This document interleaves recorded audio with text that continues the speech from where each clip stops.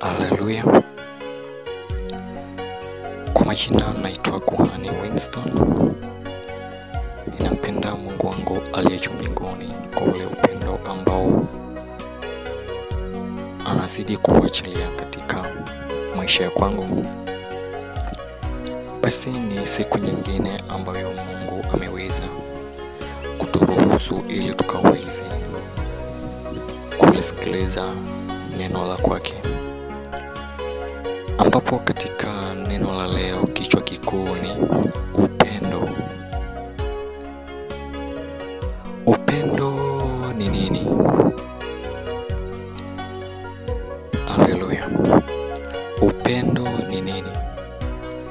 Upendo ni roho ya Mungu, ama upendo ni roho wa Mungu mtakatifu ambaye huwa anakaa ndani ya mwanadamu.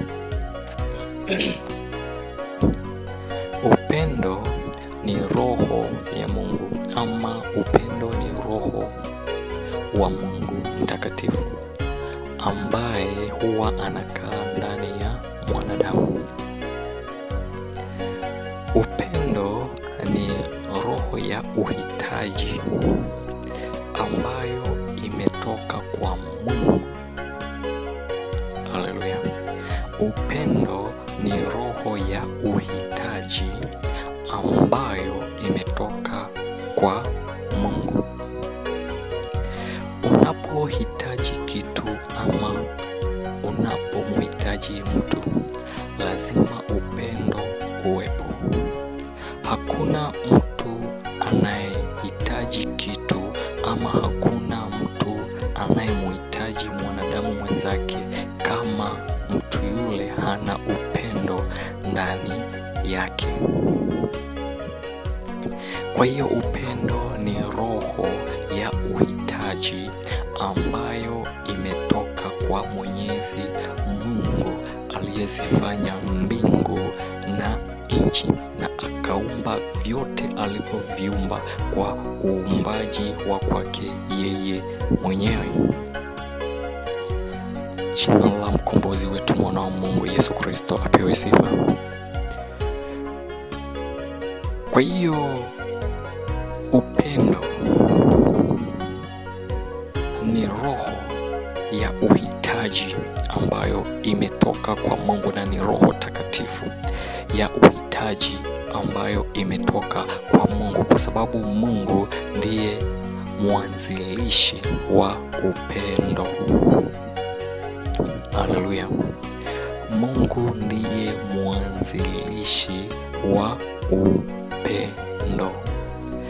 Tunapoangalia katika Mwanzo sura ya 1 mstari wa 1, Mungu wetu aliye juu mbinguni ananena na mtumishi wake Nabii Musa akisema, hapo mwanzo Mungu aliziumba mbingu na nchi. Kwa nini Mungu aliziumba mbingu na nchi? Kwa sababu ya ule upendo ambao Mungu aliuweka kwa wanadamu. Kwa sababu kabla ya Mungu kuiumba mbingu na nchi, wanadamu tulikuwepo. Kwa hiyo ili sasa wanadamu waje katika nchi, ilibidi Mungu kwa ule upendo wa kwake aziumbe mbingu na nchi ili tukaweze kupata nafasi katika ulimwengu huu wa damu na nyama ambao ni nchi ambayo tupo kwa sasa hivi, na ni kwa sababu ya upendo wa kwake Mungu aliye juu mbinguni. Jina la mkombozi wetu mwana wa Mungu Yesu Kristo apewe sifa. Vile vile Mungu wetu aliye juu mbinguni ananena na anazidi kunena nasi katika Yohana mtakatifu ambaye ni nabii wa Bwana. Yohana mtakatifu sura ambapo ni ile ya 3.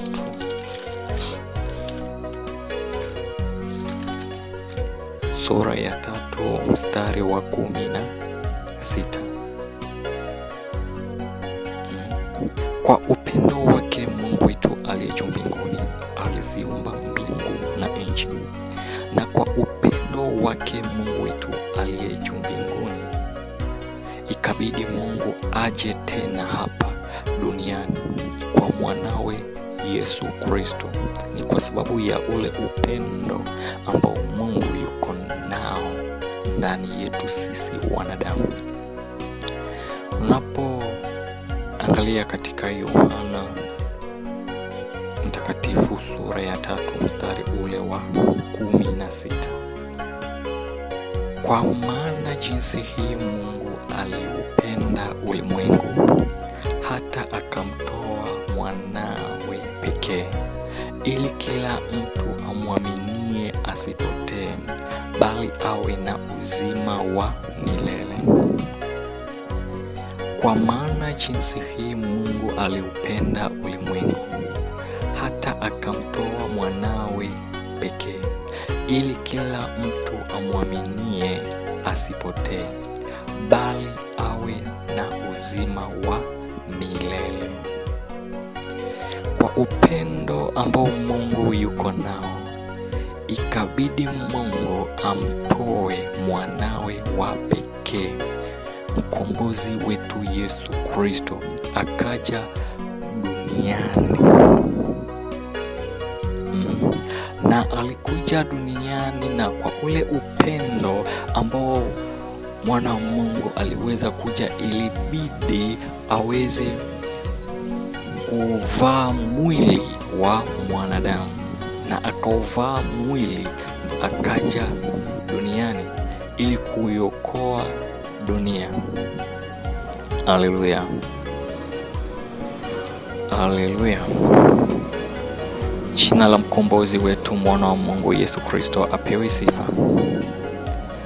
Na unapoangalia katika mstari ule wa 17 katika hiyo Yohana Mtakatifu sura ya 3 mstari wa 17, maana Mungu hakumtuma mwana ulimwenguni ili auhukumu ulimwengu, bali ulimwengu uokolewe katika yeye. Upendo wa Mungu kumtuma mwanawe Yesu Kristo kuja duniani, upendo unaonekana pale ambapo Mungu ananena akisema ya kwamba alimtuma mwanawe Yesu Kristo kuja kuokoa ulimwengu, lakini si kuja kuhukumu ama kuharibu ulimwengu, bali alikuja kuokoa ulimwengu. Jina la mkombozi wetu Yesu Kristo apewe sifa. Haleluya. Na unapozidi kuangalia katika Yohana Mtakatifu sura ya 12 mstari ule wa 47, Mungu wetu aliye juu mbinguni anazidi kunena akisema ya kwamba na mtu akiyasikia maneno yangu asiyashike, mimi si mhukumu, maana sikuja ili ni hukumu ulimwengu, ila ni uokoe ulimwengu. Jina la mkombozi wetu Yesu Kristo apewe sifa. Yohana Mtakatifu sura ya 12 mstari ule wa 47, Mungu anasema na mtu akiyasikia maneno yangu asiyashike, mimi si mhukumu, maana sikuja ili ni uhukumu ulimwengu, ila ni uokoe ulimwengu. Kwa hiyo upendo wake Mungu hapa pia unadhihirisha pale ambapo Mungu ananena ya kwamba hata yule mwanadamu ambaye hatayashika yale ambayo Mungu ananena, lakini Mungu anasema yeye hakuja kuhukumu, bali alikuja kuokoa ulimwengu. Haleluya. Upendo ambao ni upendo wa Mungu, na Mungu ndiye mwanzilishi wa upendo. Haleluya. Kwa hiyo neno letu la leo ni upendo. Kuna siri gani katika upendo, mwana wa Mungu? Kuna siri kubwa sana ndani ya upendo. Kwa hiyo Mungu wetu aliye juu mbinguni anatufundisha tukaweze kuwa watu wenye upendo, watu ambao tunapendana. Haleluya. Watu wenye upendo, watu ambao tunapendana, watu ambao tunahitajiana. Haleluya. Kwa sababu unapoangalia katika Mathayo mtakatifu sura ya 22 mstari ule wa 37, akamwambia, mpende Bwana Mungu wako kwa moyo wako wote na kwa roho yako yote na kwa akili zako zote.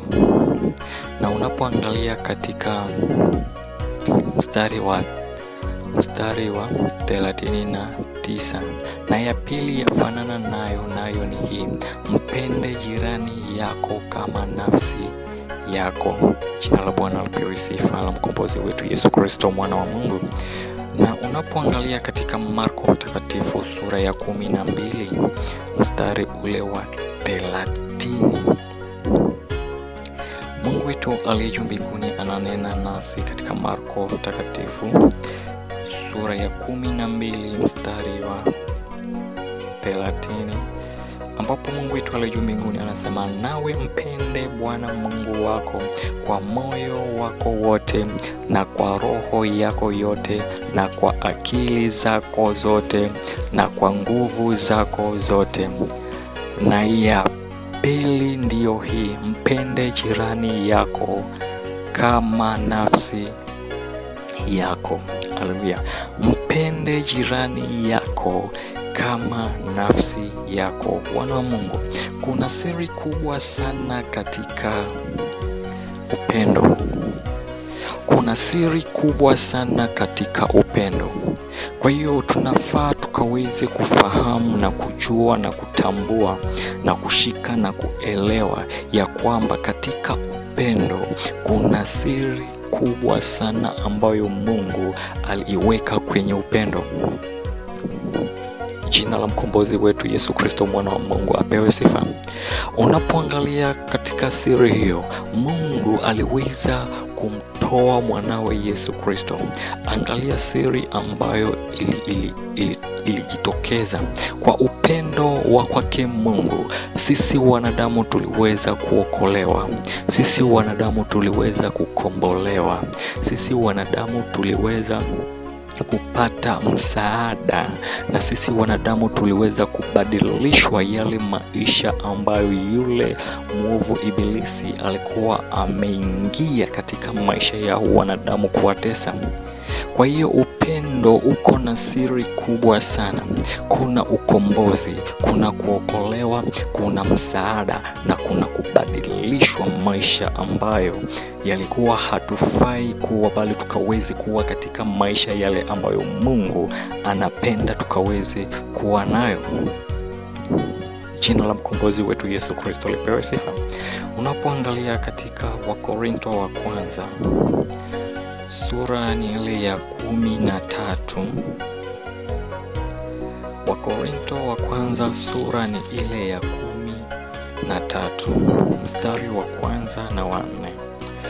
Mungu wetu aliye juu mbinguni ananena akisema, nijapo sema kwa lugha za wanadamu na za malaika, kama sina upendo, nimekuwa shaba iliayo na upatu ufumao. Tena nijapo kuwa na unabii na kujua siri zote na maarifa yote, nijapo kuwa na imani timilifu kiasi cha kuweza kuhamisha milima, kama sina upendo si kitu mimi. Tena nikitoa mali zangu zote kuwalisha maskini, tena nikijitoa mwili wangu niungue moto, kama sina upendo hainifai kitu. Haleluya. Jina la mkombozi wetu Yesu Kristo mwana wa Mungu apewe sifa. Katika Wakorinto wa kwanza sura ni ile ya 13 mstari wa 1 na wa 4.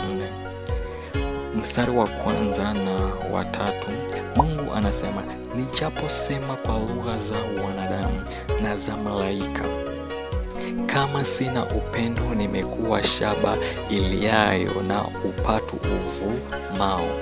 Hata kama nitanena kwa lugha za mwanadamu na lugha za malaika, ni kunena kwa ndimi, lakini kama nitakuwa sina upendo, basi inakuwa ni kama vile debe ambalo halina kitu ndani yake. Yaani unakuwa debe tupu ambalo halina kitu ndani yake. Sasa ni debe linalo runguma lakini hamna kitu. Tena nijapo kuwa na unabii na kujua siri zote na maarifa yote, nijapokuwa na imani timilifu kiasi cha kuweza kuhamisha mlima, kama sina upendo si kitu mimi. Jina la mkombozi wetu Yesu Kristo mwana wa Mungu apewe sifa. Tunaambiwa ya kuwa hata kama pia tuko na unabii ambao unafaa, na tuko na siri zote na maarifa yote katika ulimwengu wa rohoni na katika ulimwengu huu wa damu na nyama, na imani timilifu ambayo unaweza ukaomba na ukaambia ugonjwa huu ama shida hii, ng'oka ndani ya mwanadamu huyu, ule mlima ng'oka ndani ya mwanadamu huyu. Lakini kama utakuwa hauna upendo, kama nitakuwa sina upendo, basi hiyo ni kitu ya bure. Unaona? Basi hiyo ni kitu ya bure, kwa sababu unaambiwa kama sina upendo si kitu mimi. Na unapoangalia katika mstari wa 3 unasema, tena nikitoa mali zangu zote kuwalisha maskini, tena nikijitoa mwili wangu niungue moto, kama sina upendo hainifai kitu. Hata kama niko na mali, niko na utajiri, na hata kujitoa moto kwa ajili ya mtu fulani kumsaidia, lakini kama sina upendo, hapo nitakuwa sijafanya kitu, hainifaidi kitu. Unapotoa mali na kuanza kujisifu kwa watu ili kujionyesha ya kuwa wewe ndiwe uliyetoa zile mali, upendo wa Mungu huwa haupo ndani yako. Kwa hivyo unapotoa mali kusaidia mtu fulani ama kusaidia watu fulani, alafu unapotangaza na kujionyesha ya kuwa wewe ndiwe uliyehusika kutoa zile mali kusaidia, basi hapo kiukweli haujafanya kitu, kwa sababu hapo unajionyesha, na hiyo haina upendo wa Mungu ndani. Na unapotaka pengine unapojiteketeza ili uungue kwa sababu ya mtu fulani, yani ile unajionyesha ya kuwa mimi nimejiunguza ama mimi nimefanya kazi ambao ni kazi za hatari, lakini ile sasa unajionyesha kwa watu, basi unaambiwa hiyo haina upendo wa Mungu ndani. Haleluya. Hiyo haina upendo wa Mungu ndani, kwa sababu katika mstari wa 3 katika hiyo wa Korintho wa kwanza sura ya 12 mstari wa 3 unasema, tena nikitoa mali zangu zote kuwalisha maskini, tena nikijitoa mwili wangu niungue moto, kama sina upendo hainifai kitu. Mwana wa Mungu, upendo ni Roho Mtakatifu ambaye anatoka kwa Mungu na anakaa na sisi na yuko ndani yetu. Kwa hiyo mtu anapokuwa na upendo, kuna faida nyingi sana ambazo mtu huwa anazipata katika maisha yake. Kuna zawadi za upendo ambazo Mungu huwa anaziachilia katika maisha ya mwanadamu. Kwa hiyo upendo ni kitu ambacho kina faida katika maisha, na upendo uko na siri kubwa sana. Unapoangalia kwa Mungu wetu, mkombozi wetu Yesu Kristo alipojitoa, kwa ule upendo wa kwake tuliokolewa. Siri ya kwanza, kwa ule upendo wa kwake tulipata ukombozi.